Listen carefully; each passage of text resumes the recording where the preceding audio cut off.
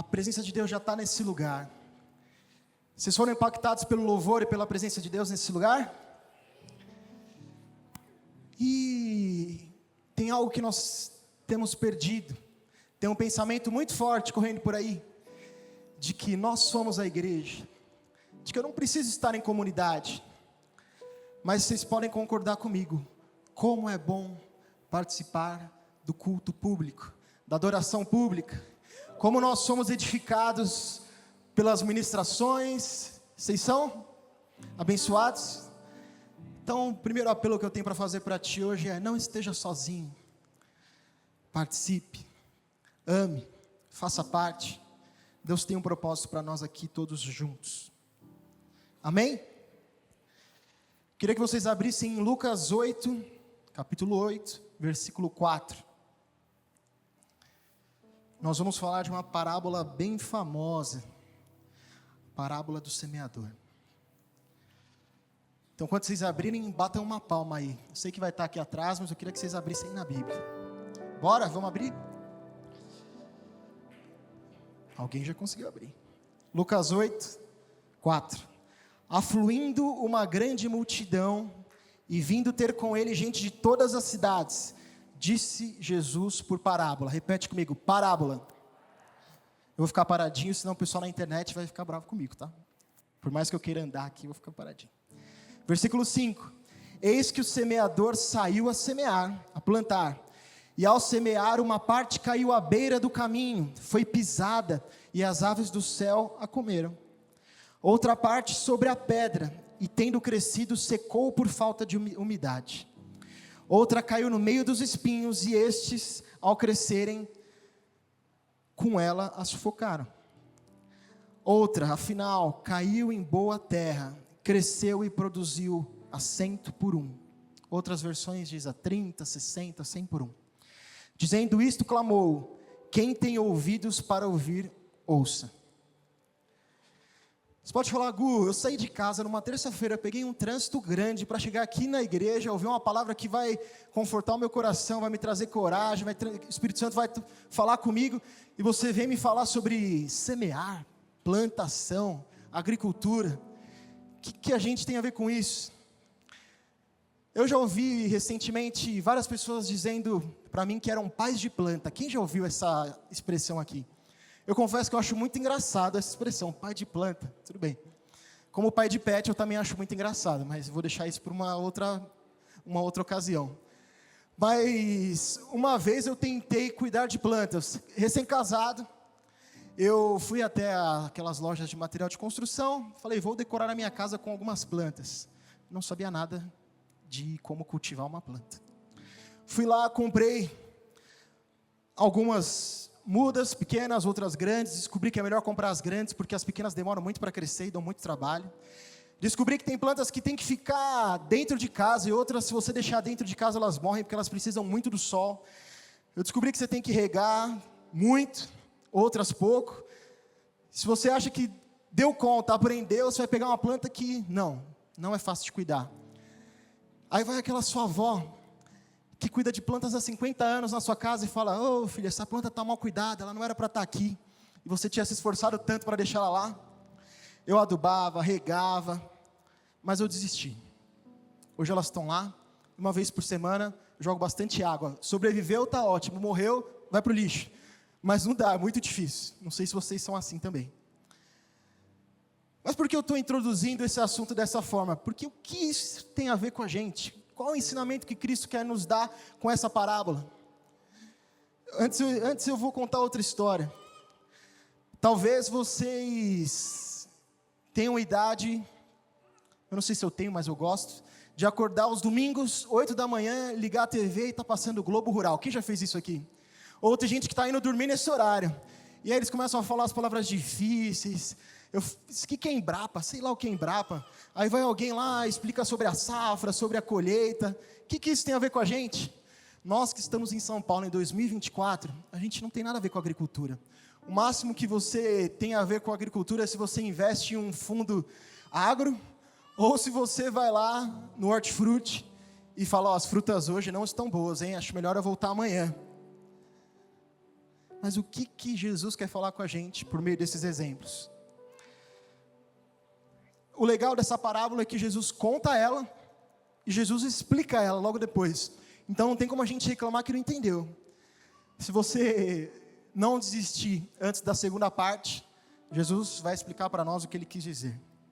Versículo 9, ele explica a parábola. E os seus discípulos o interrogaram, dizendo: que parábola é esta? Respondeu-lhes Jesus: a vós outros é dado a conhecer os mistérios do reino de Deus. Aos demais fala-se por parábolas, para que vendo não vejam e ouvindo não entendam. O que Jesus quer dizer com isso? Antes de eu explicar o que é uma parábola, o foco de Jesus aqui é falar sobre o mistério do reino de Deus. Vocês já ouviram falar do reino de Deus? Quem já ouviu, levanta a mão aí. O que é o reino de Deus? O reino de Deus é o domínio de Deus nessa terra. Jesus Cristo, ele veio nesse lugar, estabeleceu o reino de Deus. Eu e você, onde nós estamos, com o nosso testemunho, ali nós estamos estabelecendo o reino de Deus. E que mistério era esse? Não era tão claro no Velho Testamento o que Jesus iria vir e falar. Então por isso que é um mistério. E o que é uma parábola? Uma parábola é uma história contada para facilitar o entendimento de quem está ouvindo. Então Jesus, ele ensinava por meio de parábolas com o objetivo das pessoas entenderem verdades difíceis demais, que não eram tão difíceis, porque ele contava por meio de uma história.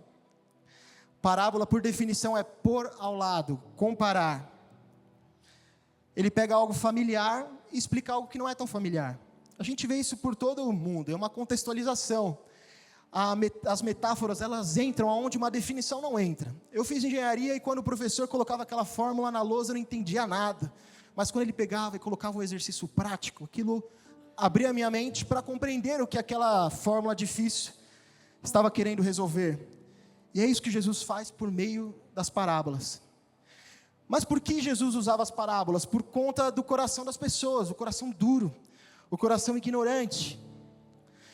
Cristo, ele usa Isaías 6, do versículo 9 ao 10, para explicar que o coração do povo era duro. Eles eram surdos, eles tinham ouvidos, mas eram surdos. Eles tinham olhos, mas eram cegos. Mas a parábola estimulava a curiosidade de quem estava interessado, dos que realmente queriam conhecer a verdade. As parábolas não escondem ou impedem as pessoas de conhecer a verdade. Elas estimulam, elas criam interesse, encorajam as pessoas a irem um pouquinho mais fundo. É por isso que Jesus falou dessa forma. Mas os orgulhosos não entendiam. Os inocentes aprendiam e eram salvos. Jesus explica essa parábola. E ele enfatiza que conhecer a parábola do semeador é fundamental para entender todas as outras parábolas. Olha que ele contou várias, hein? Jesus, ele usa várias imagens conhecidas. Várias. No cenário daquela época, em uma nação, em um povo que tinha como base a agricultura, como era Israel, fazia muito sentido, e aquela história não era algo difícil de entender para eles. Talvez para nós, sim, mas para eles não. É uma lição como nós devemos receber a palavra, e é uma história muito, muito, muito simples. Repete comigo assim: qual é o cenário? Por trás dessa parábola a gente tem um cenário pintado. Ele falava com uma multidão. Que multidão era essa? Eram os gentios, não eram os judeus. Os judeus, que eram o povo de Jesus, tinham falado não para ele, não queriam ouvir. Mas ele foi pregar para os gentios. Essa é a multidão. Rejeitado pelo seu próprio povo, ele vai lá e prega para os gentios. Ele vai a outros povos. E aonde Jesus estava? Ele estava no mar da Galileia. Os evangelhos relatam que Jesus estava sentado em um barco, à beira do mar da Galileia, e a multidão estava na areia, do outro lado. Você pode falar, nossa, Jesus não queria se aproximar deles? Seria muito difícil ensiná-los se todo mundo estivesse em cima dele, concordam comigo? Então ele se afasta um pouquinho, para as pessoas poderem ouvi-lo. Ele entra naquele barco, para que todos conseguissem aprender. Ele atraía as multidões, e as multidões chegavam aos montes. Você pode falar, Gu, ele não tinha microfone, ele não tinha uma estrutura de som, como é que as pessoas ouviam? Haviam colinas atrás daquela praia, que faziam como um anfiteatro natural. Então Jesus escolheu o lugar certo para estar. Então ele fala a parábola, e depois ele se retira com seus discípulos e mais alguns seguidores. E esses discípulos perguntam para ele, e aí, qual que é o significado? E Jesus, ele tem em mente que os discípulos já deveriam ter entendido. O reino de Deus, esse mistério, como que vocês não estão entendendo? Mas os discípulos, quando pensavam em um reino, eles tinham outra coisa em mente. Cadê o exército de Jesus? Cadê a influência política? Faltava algo para um rei que veio conquistar, que veio dominar. E Jesus, ensinamento após ensinamento, deixava claro o que ele queria ensinar, que o reino dele não é como o reino dos homens, não é como uma força política, não é como um rei tirano, que tem um exército e impõe pela força, mas o reino dele é diferente.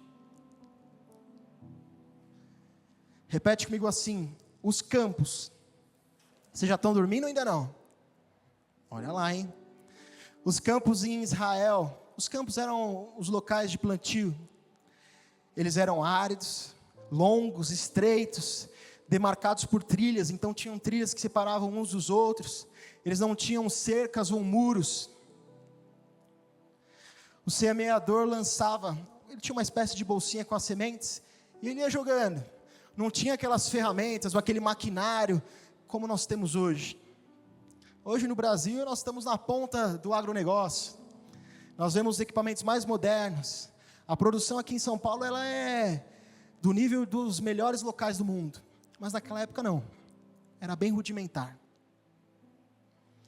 O objetivo do semeador era espalhar as sementes, cobrir de forma homogênea o solo. Ele havia arado aquele lugar para que a semente caísse e germinasse. Mas era impossível garantir que todas as sementes cairiam em um local adequado. Elas poderiam cair dentro do terreno, na trilha, sobre as pedras, em locais que haviam espinhos e ervas daninhas, ou elas poderiam cair em um local que era adequado para germinar. Todos naquele lugar entenderiam muito bem o que Jesus estava falando. Repete comigo, o semeador é aquela pessoa que estava plantando. Ele não é identificado por sua identidade, porque ela não importava. Eu posso falar que Jesus é o semeador. Sim, Jesus é o semeador nesse contexto. Mas todos aqueles que pregam a palavra por meio do testemunho ou da pregação do evangelho são semeadores também. Vocês entendem os dois significados de semeador? O semeador representa qualquer um que distribua semente. Qualquer um que proclame a palavra. Todo aquele que lança a palavra, que lança as boas novas de Cristo, é o semeador. Jesus, ele não fala sobre as qualificações desse semeador. O ponto principal aqui não está na forma como o semeador lançava. Olha, esse semeador era bom, hein? Esse pregador é bom, é ruim? Esse pregador, a voz dele não me agrada, hein? Ou ele usa palavras simples demais, ou difíceis demais. Esse não era o foco de Jesus. Um pequeno parênteses, mais um. É necessário muita perseverança para cultivar a semente. Esperar a colheita, ficar sujeito a chuvas, adubar a terra, e aos semeadores que somos nós que pregamos o evangelho, eu e vocês também. Nós não podemos desistir. Vira para quem está do seu lado e fala, não desista. O solo às vezes pode ser difícil. mas não desista. Isso me fala outra coisa. Você pode olhar para mim e falar: Gu, eu não sei como falar, eu não sei como pregar. Mas você já parou para pensar que o responsável pelo crescimento é Deus? Faça a sua parte. O convencimento vem dele. Eu vou falar isso um pouquinho mais para frente. Versículo 11. Este é o sentido da parábola. A semente é a palavra de Deus. Repete comigo: a semente é a palavra de Deus. A não ser que o nosso coração esteja preparado para receber a palavra, não cresceremos em graça e conhecimento. A palavra, como uma semente, ela é viva e eficaz. Quando é cultivada, ela frutifica. O problema não está na semente, o problema está no solo. Hebreus 4:12 diz: porque a palavra de Deus é viva, eficaz e mais cortante do que espada de 2 gumes, e penetra até o ponto de dividir a alma e o espírito, juntas e medulas, e é apta para discernir os pensamentos e propósitos do coração. A palavra de Deus é poderosa, e ela pode transformar a sua e a minha vida. A história não diz respeito à qualidade da semente. Todas as sementes que foram plantadas tinham a mesma fonte. Mas ai daquele que plantar uma semente diferente, com a intenção de produzir uma colheita rica em folhagens, vistosa, mas infrutífera. O que você tem ouvido e o que você tem falado? Qual semente você tem plantado e qual semente você tem deixado ser plantado em você? Ai daquele que distorce a palavra. Ai daquele que prega algo e que atenua a mensagem do evangelho para ser melhor aceita. Sabe qual que é o problema disso? É que essa semente, ela é infrutífera. Nós vemos por aí pessoas que amenizam o escândalo da cruz, deixam a parte difícil, impopular para fora. A moda agora é misturar o evangelho com empreendedorismo, carreira com a cruz. Posso te dizer algo? Nós temos muitas vertentes da administração, das teses comportamentais, que são importantes. Elas podem te auxiliar no crescimento da sua vida, da sua carreira. Mas o evangelho deve estar no fundamento. E se algo vai contra o evangelho, você tem que tirar. Mas o que nós vemos hoje é ensinamentos disfarçados de evangelho. Então, no fundo, essa semente, ela foi feita artificialmente. E ela não dará fruto. Mas a árvore que nasce dela é vistosa, é frondosa. Você fala: eu quero ter essa árvore plantada no meu solo. Mas ela é infrutífera. O que falam por aí é o que você precisa estar dentro de você. Posso te dizer uma coisa? Isso é mentira. É contra o evangelho. O que você precisa não está dentro de você. O que você precisa está em Cristo. Então, se você quer ser alguém melhor, quer ser um pai melhor, uma mãe melhor, um filho melhor, se aproxime de Cristo. Não procura aqui dentro não, porque você não vai achar nada. Tanta gente procurando aqui dentro. Sabe o que nós temos aqui dentro? O egoísmo, o pecado, as nossas concupiscências. Mas quando nós nos curvamos a Cristo, tudo isso fica de lado. E quem reina em nossos corações é Ele. Vocês estão comigo? A parábola não fala sobre melhorar a qualidade da semente. Tem gente que acha que a semente não é suficiente. Aprimorar as habilidades do semeador ou encontrar um uso mais elegante para a fazenda. Vocês estão entendendo? Tudo isso não vai dar fruto. Talvez quando a gente perceba é tarde demais. Então esteja em um lugar onde a palavra é pregada. Ouça pessoas que a vida delas está de acordo com o que ela prega. Vocês estão comigo? A palavra de Deus trará fruto na vida de um ouvinte ou não, dependendo da condição do coração da pessoa. Vamos para o foco dessa parábola. Vocês estão cansados de repetir comigo? Repete assim: o solo. A lição de Jesus se refere exclusivamente ao tipo de solo.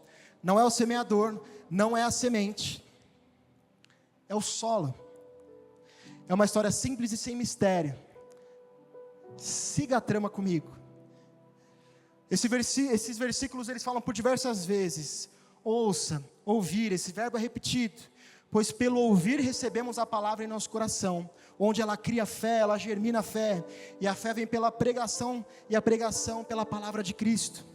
O coração humano é o solo que deve ser preparado a fim de receber a palavra, para que ela seja semeada e frutifique.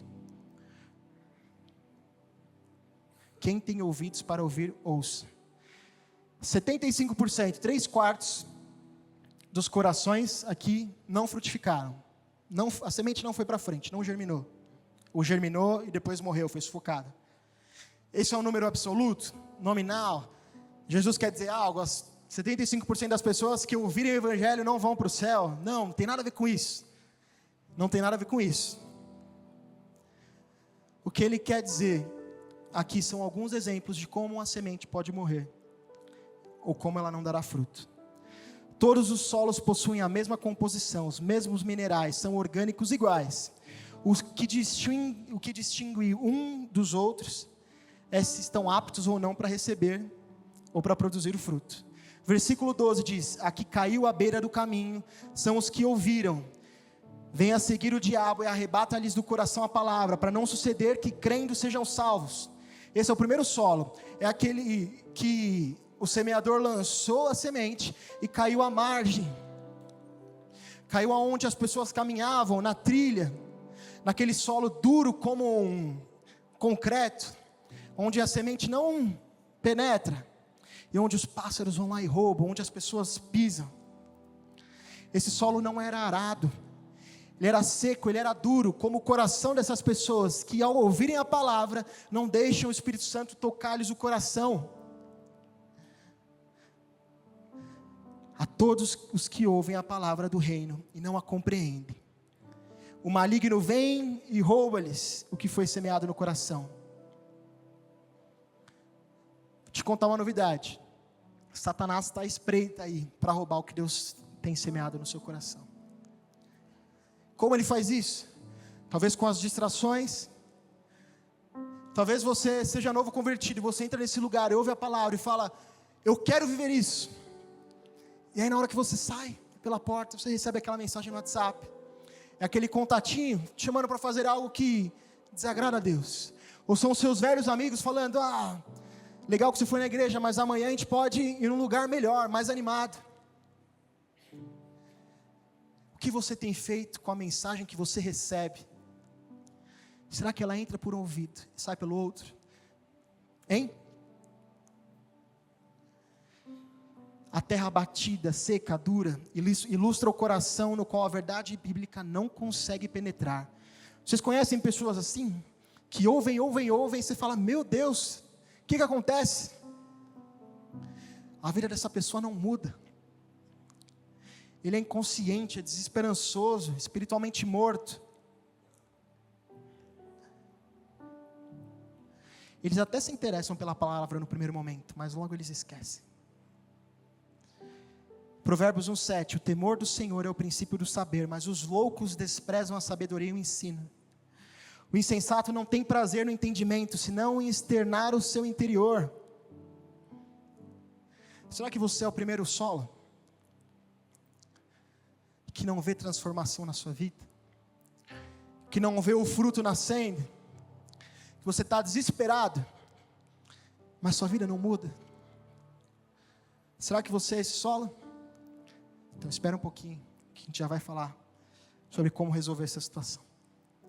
Versículo 13: a que caiu sobre a pedra são os que ouvindo a palavra, a recebem com alegria. Estes não têm raiz, creem apenas por algum tempo e na hora da provação se desviam. Repete comigo: o teste, a provação, a tentação. Jesus, ele se refere à camada rochosa sobre a superfície. Não eram pedrinhas que estavam por aí, que vamos concordar, um semeador experiente não deixaria pedras por aí, mas é aquela camada de rocha que está por baixo do solo, sei lá, uns 30 centímetros, ele não conseguiria ver aquilo, mas aquela semente cai, logo alcança o seu limite, as raízes não conseguem penetrar, e logo ela morre.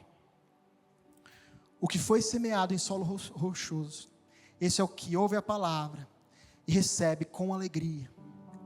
Quantas vezes nós olhamos pessoas que se convertem a Cristo com todo o ímpeto, com toda alegria, Você olha no sorriso delas, elas encontraram a vida, o Redentor, mas logo depois elas murcham, logo depois aquelas folhas não dão fruto. Você vê aquelas pessoas se desviando na primeira prova. O que aconteceu? Ali havia um solo rochoso. Elas não têm raízes, elas duram pouco. Chegando a angústia, a perseguição, por causa da palavra, elas se escandalizam.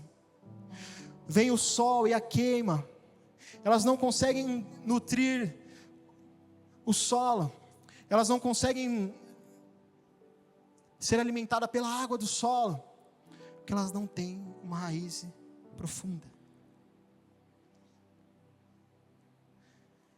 Inicialmente essa planta aparentaria crescer mais rápido do que as demais, mas a raiz não tem para onde ir. Provavelmente essa planta teria folhas mais verdes e mais rápidas, mas isso não significa que o trigo, ou seja qual for a espécie, está se desenvolvendo de forma saudável. Eles são o oposto do solo endurecido. Elas ficam felizes e entusiasmadas, mas elas não têm profundidade. E aí vem as provações, e aí vem as perseguições, e aí vem as dificuldades, as calamidades. E aí, o que você faz quando a dificuldade te alcança? Hein? Será que você é o solo sobre a rocha? Será que o que você ouve consegue te sustentar para o dia difícil? Talvez essas pessoas sejam aquelas que recebem o evangelho por um motivo egoísta, achando que Deus vai as satisfazer, seja por bens, seja em seu intelecto, ou seja nas suas emoções, mas não o enxergam como Senhor e Salvador, não se submetem à sua vontade e ao senhorio, ao evangelho, não renunciam. Elas creram no evangelho pela metade.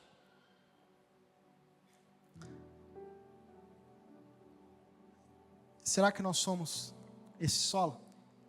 Queria que você pensasse aí. Colossenses 1:21 diz: antes vocês estavam separados de Deus e eram inimigos dele por causa da disposição interior e do mau procedimento de vocês. Contudo, agora ele os reconciliou pelo corpo físico de Cristo, por meio da morte, para apresentá-los diante dele santos, sem culpas, livres de toda acusação, desde que continuem alicerçados e firmes na fé, sem se afastar da esperança, porque do evangelho que vocês ouviram, e que tem sido proclamado a todos os que estão debaixo do céu. Este é o evangelho do qual eu, Paulo, me tornei ministro. Será que você é esse solo? A marca de uma fé verdadeira é a perseverança. Repete comigo: perseverança. Nós devemos perseverar. A fé, ela é provada. Não vai ser fácil. E nós não podemos desistir. Vocês estão comigo? O que tem assolado a sua casa? Seu marido ou sua esposa te abandonaram, seus filhos saíram de casa, você começou a viver para Cristo e tudo desmoronou. Que Cristo é esse? Minha vida estava boa antes dele, porque eu fui me enfiar nessa. Qual solo você é? Deus tem uma promessa para as nossas vidas. O evangelho, ele vai transformar a nossa vida, ele transforma quem está ao nosso redor também. Você crê nisso? Não sucumba aos desafios da vida. Se você está aqui é porque Deus tem um plano para a sua vida. Não desista, não é tarde demais. Deus pode transformar a sua situação e a minha situação. Você crê nisso? Se você entrou aqui pensando, é minha última chance, não tem para onde ir, suas raízes não conseguem se aprofundar mais, lembre-se de quem Deus é. Vocês estão comigo? Fala assim: perseverar. Versículo 14, estou acabando. A que caiu entre os espinhos são os que ouviram, e no decorrer dos dias foram sufocados com cuidados, riquezas, deleites da vida. Os seus frutos não chegam a amadurecer.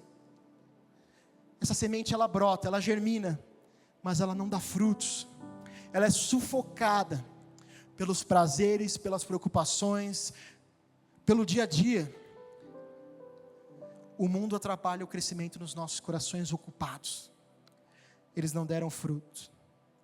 É um solo infestado por ervas daninhas, cheias de vegetação selvagem, espinhos. Essas plantas danosas, elas ocupam o campo. Elas tomam o lugar que era da semente, da planta verdadeira, legítima. Elas sufocam as outras plantas. Essas ervas daninhas, elas crescem mais rápido e melhor. Não sei se você já viu, talvez você tenha um quintal grande em casa. Você planta a sua arvorezinha lá, bonitinha, seu tomatinho, sei lá o que você gosta de plantar, e demora uma vida para crescer. Mas aquela erva daninha entre os pisos, entre aquele piso intertravado do seu estacionamento, choveu, ela cresce em 2 dias. Quem já passou por isso aqui? As ervas daninhas, às vezes elas parecem bonitas. O campo pode ter sido arado recentemente, mas se ele tem ervas daninhas e sementes ruins ali, ele pode não aparentar, mas daqui a um tempo elas vão aparecer. Quando você planta, esse solo parece como qualquer outro. Na superfície ele parece rico, argiloso, bem cultivado, pronto. Mas essas ervas daninhas sugarão a umidade, os nutrientes. Elas bloquearão a luz do sol, sufocarão toda a vida daquele local. O terceiro ouvinte, ele é mundano, ele é fascinado, ele é preocupado com as questões do mundo. Aqui tem 2 perfis, pode ser alguém que tem uma vida pecaminosa, uma vida afastada de Cristo, que ama mais o pecado do que ama a Deus, mas pode ser alguém preocupado, e com uma preocupação legítima. Eu quero dar um conforto melhor para os meus filhos, eu quero dar para eles o bom e do melhor, eu quero trabalhar mais para conseguir fazer coisas que eu não conseguia antes, eu nunca mais vou ser pobre. Deus me colocou até aqui, eu vou me esforçar mais do que nunca. Essa porta foi aberta e eu vou me enfiar de cabeça. Mas às vezes nós pegamos as boas oportunidades e deturpamos ela. Às vezes a porta que Deus abriu, nós deixamos de ter tempo para a nossa família, nós deixamos de fazer o devocional, nós deixamos de orar. Nosso coração se torna tão preocupado, tão ranzinza, tão acelerado, que nós somos sufocados. Que aquela semente que foi plantada morre. Que a árvore que deveria ter dado fruto, que encontrou as raízes, ela não tem mais sol, não tem mais água, não tem mais nutrientes. Talvez você esteja aqui cansado porque você fez coisas que ninguém aqui imagina, cansado porque você não tem para onde ir, porque você tem marcas desses espinhos que ninguém aqui imagina. Mas Cristo pode transformar a sua vida. Cristo pode mudar você na sua podridão, como transformou todos aqui. A graça de Deus nos nivela. Eu e você não somos mais importantes uns do que os outros. Quando Cristo morreu por nós, Ele morreu por todos nós. Ele estendeu o seu braço, independente do que você fez. Claro que terá consequências, mas a graça de Deus está estendida para mim e para você. Agora, se você é aquela pessoa preocupada, cansada, sufocada, por uma preocupação legítima que desviou o seu coração, hoje Deus te chama de volta. Talvez você não tenha tempo mais para ir no Connect, para estar próximo de pessoas que te levem para próximo de Deus. Talvez você seja aquela pessoa ácida, crítica, tudo está errado, tudo está ruim. Você está sendo sufocado. Sabe o que você precisa? Do refrigério, da água da vida. Você precisa de restauração. Aquilo que era para ser bom se tornou ruim. Será que esse é você hoje? O que tem tomado o seu coração? O que tem sufocado o que Deus tem para a sua vida? Talvez você possa pensar, qual que é o plano de Deus para a minha vida? Eu não vou ser um missionário na África. Eu tenho que acordar às 5h30 da manhã para pegar um metrô e trabalhar, e volto 10 horas depois, cansado. Leia a Bíblia no seu ônibus, ore no seu ônibus, seja a luz do seu trabalho. Deus quer transformar a sua vida na sua realidade. Pare de se comparar. Vocês estão comigo? João 1 João 2,15, não ameis o mundo nem as coisas que há no mundo. Se alguém amar o mundo, o amor do Pai não está nele, porque tudo o que há no mundo, a concupiscência da carne, a concupiscência dos olhos e a soberba da vida, não procede do Pai, mas procede do mundo. Porque tudo o que há no mundo, a concupiscência da carne, a concupiscência dos olhos e a soberba da vida, não procede do Pai, mas procede do mundo. Ora, o mundo passa, bem como a sua concupiscência. Aquele, porém, que faz a vontade de Deus, permanece eternamente. Vocês estão comigo? Versículo 15, estamos acabando. A que caiu na boa terra são os que, tendo ouvido de bom e reto coração, retém a palavra. Repete comigo, retém a palavra. Estes frutificam com perseverança. Os que foram semeados em boa terra são aqueles que ouvem a palavra e a recebem. Frutificam a 30, 60 e a 100 por um. O que significa isso? Naquela época, frutificava ou crescia ou dava frutos numa proporção absurda. É isso que o autor quer dizer. Prospera, cresce, frutifica. Não 1 para 1, não 2 para 1, mas 100 por 1. O solo bom representa o coração preparado, aberto, ensinável. As sementes que caem no campo arado florescerão, suas raízes conseguirão se firmar na terra, captarão nutrientes, darão frutos. O solo é bem cultivado, ele produz o fruto esperado. Essa pessoa ouve, atende, e ela persevera na fé. João 8,31 diz: disse, pois, Jesus aos judeus que haviam crido nele: se vós permanecerdes na minha palavra, sois verdadeiramente meus discípulos, e conhecereis a verdade vos libertará. O fruto aqui, ele inclui o fruto do Espírito: o amor, a alegria, a paz, a longanimidade, a benignidade, a bondade, a fidelidade, a mansidão, o domínio próprio. Se você é, um solo bom, que recebeu a semente, frutificou, você vai gerar o fruto. Você vai ter o domínio próprio, você vai ser manso, você vai ser alegre. Quantas pessoas não querem isso? A paciência, a amabilidade, a bondade, a fidelidade. Você quer ser um bom marido? Encontre-se com Jesus. Mas também esse fruto fala sobre salvação, fala sobre o hoje, fala sobre o amanhã, fala sobre o reino de Deus. Deus tem algo para nós hoje, para o nosso dia a dia, mas Ele nos promete a eternidade. Como nós cantamos, Ele virá, nós veremos a eternidade com Ele. Tiago 1,21 diz: portanto, despojando-vos de toda impureza, acúmulo de maldade, acolhei com mansidão a palavra que vos é implantada, qual poderosa para salvar a vossa alma. Como é feliz quem tem o coração como esse solo. Ele é aquela pessoa que não está acostumada a entrar aqui todas as terças e domingos, ouvir a palavra e sair da mesma forma.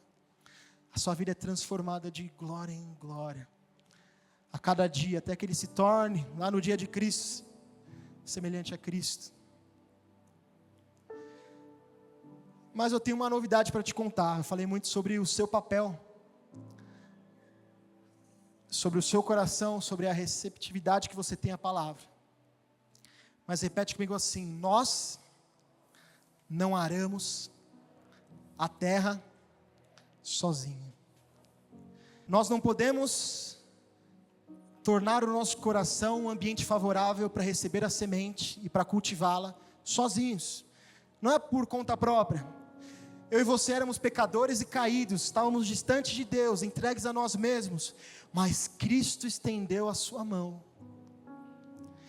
Tem uma responsabilidade que é minha, mas eu diria que é a maior responsabilidade, a maior contribuição é de Deus, que estendeu para nós a sua salvação, e é a obra da santificação.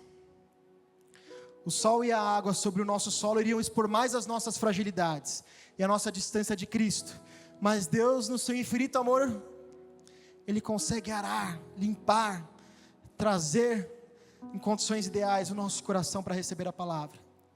É Ele que faz a obra regeneradora e santificadora por meio do Espírito Santo. E sabe qual que é a importância dessa novidade? é que você pode ser a pior pessoa do mundo, ou a melhor pessoa do mundo, mas todos nós precisamos de Cristo para transformar as nossas vidas. Você pode ficar de pé?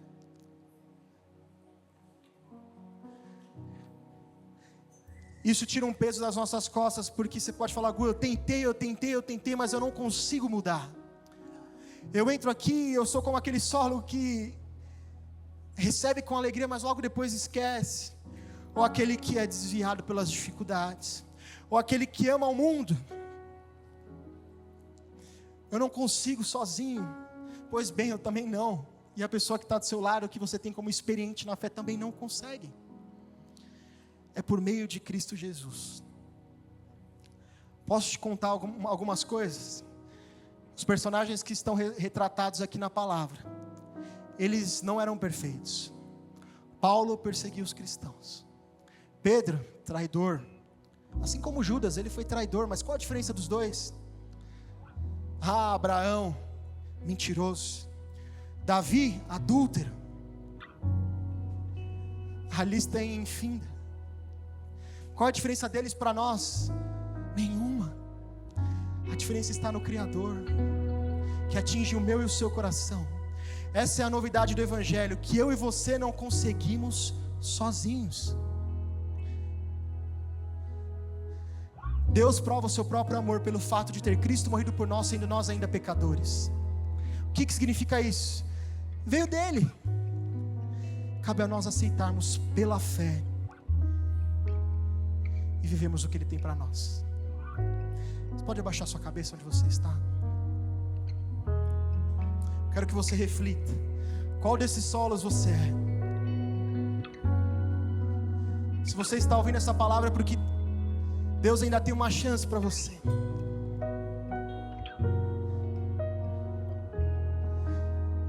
O Evangelho traz vida aos nossos corações. Talvez aquilo que você tem procurado em todos os lugares está bem diante de você.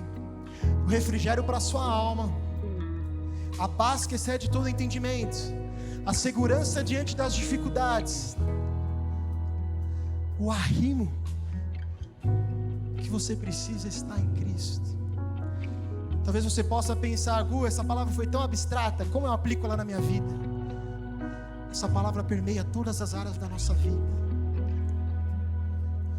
Cristo, Ele quer estar em todas as áreas da sua vida. Ele quer que a semente da palavra frutifique em todas as áreas da sua vida, até que você dê frutos, frutos de justiça, frutos de amor.